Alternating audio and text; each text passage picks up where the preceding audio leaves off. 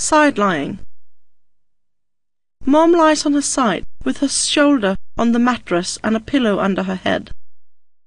Baby lies on her side facing Mom front to front. The nipple should point towards the baby's nose. When the baby is done at the breast, Mom can turn over and feed from the other breast. Alternatively, she can stay lying on the same side, then lift up the baby and place a pillow beside herself. The baby is then placed on the pillow at the height of Mom's upper breast. It's important that the baby isn't placed too high up in bed, but has his face at the height of the breast.